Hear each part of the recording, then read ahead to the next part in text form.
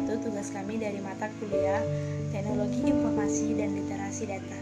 Jadi, di sini kami akan membawa materi kami, yaitu Logical Text and EF Function.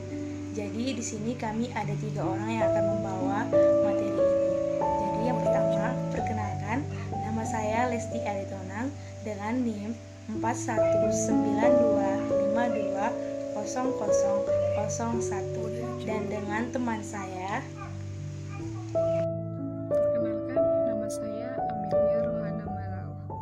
Perkenalkan, nama saya Marisa Sitorus dengan NIM 4192520009. Baiklah, sekarang kita memasuki materi. Yang pertama, pengertian.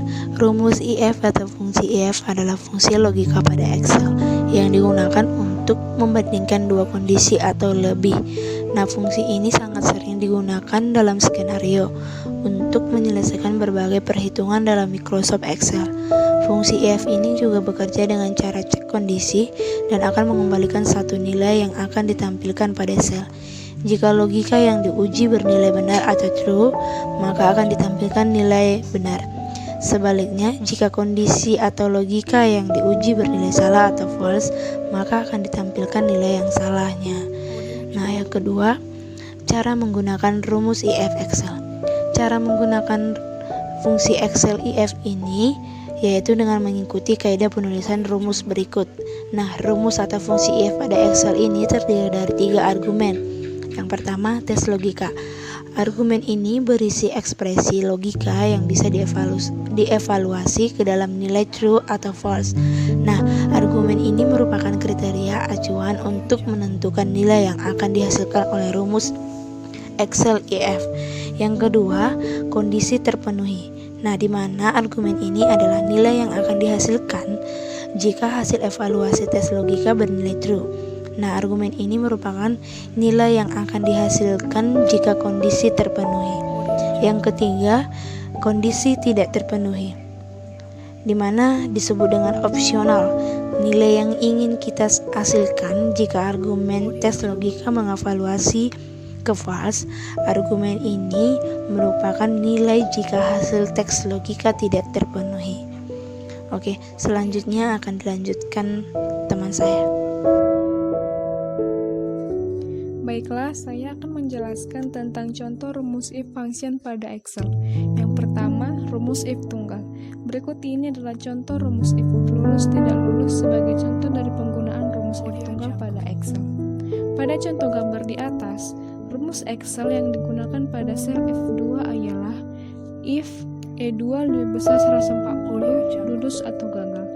Rumus Excel di atas menghasilkan sebuah nilai teks gagal karena uji logika pada sel L5 135 tidak lebih dari 140. Pada contoh sebelumnya, fungsi if hanya melakukan satu kali evaluasi uji logika. Lalu, bagaimana jika ingin melakukan uji logika untuk beberapa kali dengan rumus if Excel? Caranya adalah dengan menggunakan if bertingkat. Yang kedua adalah rumus if ganda atau bertingkat. Fungsi atau rumus Excel if bisa juga dimasukkan ke dalam fungsi if yang lainnya. Karena kasus ini sering juga disebut dengan rumus if ganda, rumus if bertingkat, dan rumus if bersarang atau rumus if bercabang. Atau dalam istilah lainnya disebut juga dengan nested if function.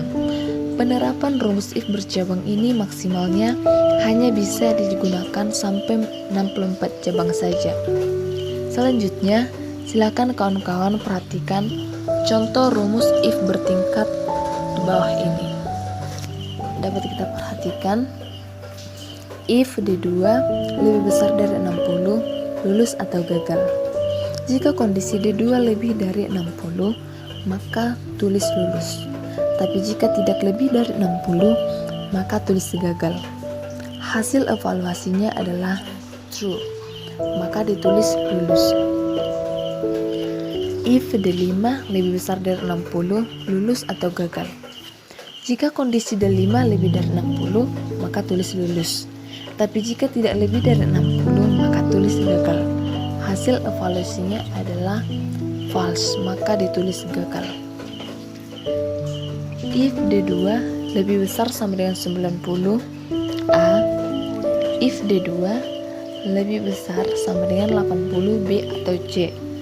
Jika kondisi D2 lebih dari atau sama dengan 90, maka tulis A.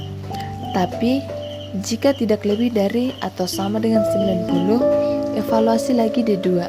Apakah lebih dari atau sama dengan 80?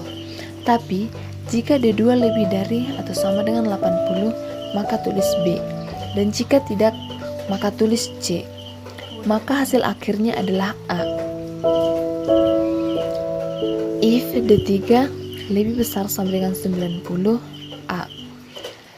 If D3 lebih besar sama dengan 80, B atau C. Jika kondisi D2 lebih dari atau sama dengan 90, 90, maka tulis A. Jika tidak lebih dari atau sama dengan 90, maka evaluasi lagi D2, apakah lebih dari atau sama dengan 80. Tapi jika D2 lebih dari atau sama dengan 80, maka tulis B. Dan jika tidak, tulis C. Maka hasil akhirnya adalah B. Oke, baiklah, sekianlah presentasi kami.